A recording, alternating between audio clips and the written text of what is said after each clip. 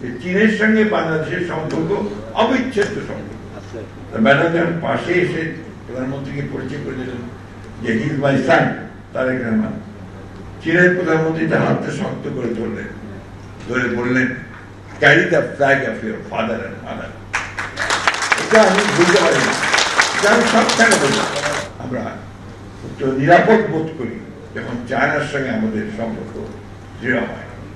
আমাদের অনেক স্মৃতি রয়েছে।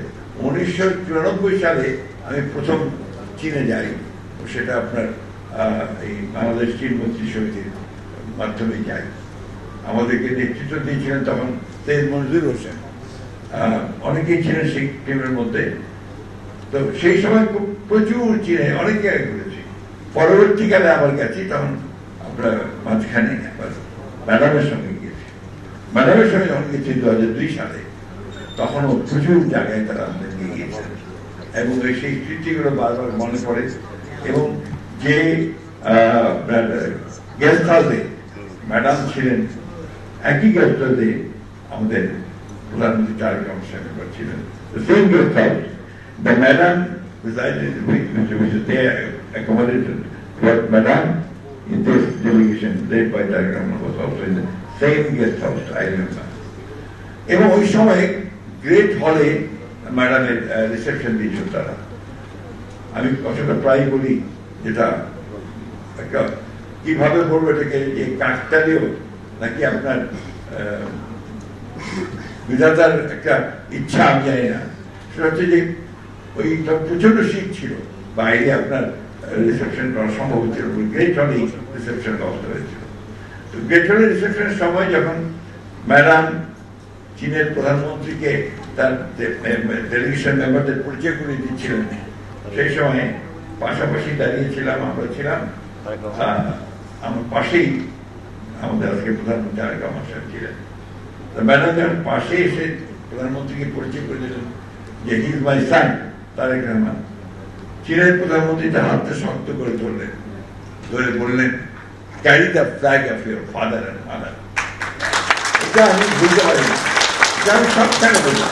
কারণ আজকে দেখুন, সেই শহীদ প্রেসিডেন্ট জিয়াউর রহমানের স্বাধীনতার সার্বভৌমত্বের যে পতাকা, নিজের দেশকে তুলে ধরার যে পতাকা, উন্নয়নের যে পতাকা, সেই একই পতাকা কিন্তু দেশের খালেদা জিয়া বহন করেছেন।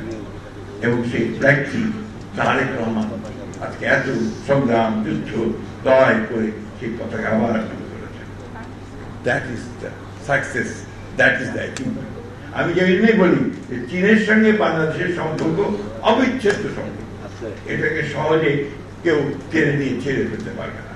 আমাদের রাজনীতি আর চীনের রাজনীতির মধ্যে খুব বেশি পার্থক্য আছে আমার কাছে মনে হয়। আজকে দেখুন আপনার গোটা পৃথিবীতে চীনের যে রাজনীতি, সেই রাজনীতির দিকে কিন্তু আমাদের মতো দেশগুলো, যারা আমরা একটু কম শক্তিশালী, দুর্বল, আমরা কিন্তু একটা বাধ্য হয়েই আমরা কিন্তু তাদের দিকে যাচ্ছি। ফর ব্যবসা বাণিজ্য, আমাদের সিকিউরিটি, সব প্রশ্নে আমরা যাচ্ছি। চীন আমি সেই জায়গায় নিচ্ছে। আগে এই কথা বারবার বলেছি, আমাদের বিভিন্ন বক্তৃতা বলেছি যে China should take the lead. চায়নাকে লিড দিতে হবে, নেতৃত্ব দিতে হবে, যে নেতৃত্ব প্রয়োজন এই বিশ্বে। অন্যায়ের বিরুদ্ধে, আধিপত্যবাদের বিরুদ্ধে, সম্প্রসারণবাদের বিরুদ্ধে চায়নাকে নেতৃত্ব দিতে হবে। আমাদের মতো দেশগুলো আমরা তাদের পাশে এসে যেন দাঁড়াতে পারি, এই বিষয়টা আমি বিশ্বাস করি বলে আবারও বলছি যে আমরা নিরাপদ বোধ করি যখন চায়নার সঙ্গে আমাদের সম্পর্ক দৃঢ় হয়।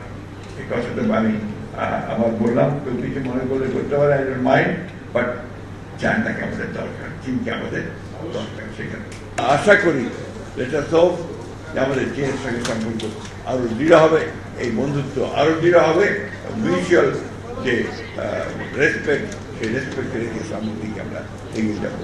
ধন্যবাদ সকলকে।